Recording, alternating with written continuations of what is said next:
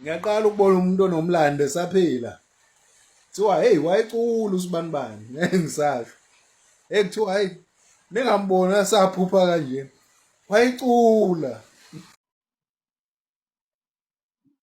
Maningi kakhulu amavidiyo anjeyana alokhu egxeka, alokhu emfasayiza, alokhu ekhumbuza abantu ingoma iphelile, ingoma ibalekile, uyothenga iy'moto zize yiphele, ithrendi, awusadlalwa ndawo, Spotify, umlando, umuntu esaphila. Baningi. Bayayikhuluma lento over and over again. Bayi-understand-a kahle laba bantu ukuthi i-propaganda isebenza kanjani, i-agenda isebenza kanjani. They know very well ukuthi if bedumisa into ethize ngokhuzana, leyo nto leyo abantu abathize subconsciously bayogcina befuna ukuyiphila, beyibhilive, beyikhulume. Nomuntu ongamazi ukhuzana, nomuntu ongamjwayele, nomuntu ongawazi umculo, uyogcina ekuvuma lokho, ekwamukela ukuthi kunjalo.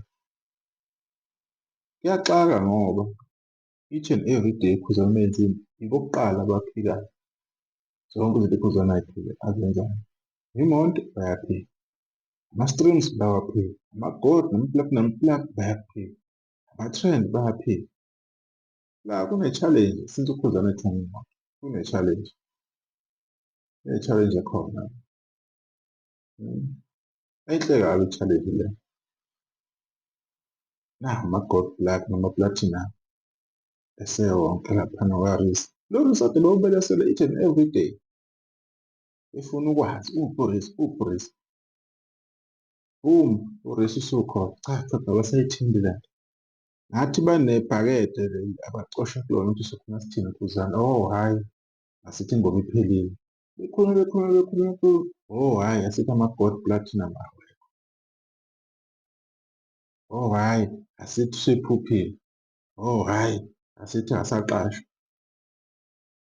Kune-event ukhuzana nje ehlala kuyo, amnandi kanjani, dlalile. Amanye ama-event lawa azayo ukhuzana azobe kuwo, kodwa each and every day bayayibelesela lento over and over. Uzothola imikhowefe, imigodoyi, izinja, imiphalazo yezinja, imiphalazo yekati.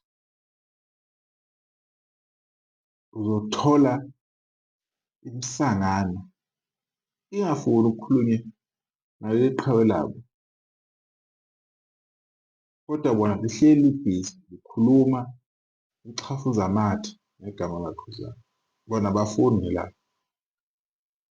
Uze uzibuze ukuthi kahle kahle ubani onekhanda elingasebenzi, ubani ongasile. Lokho kucacile noma ubani. Abafuni ukukhulunywa lutho iqhawe labo, kodwa bona bafuna ukusho everything about ukhuzana.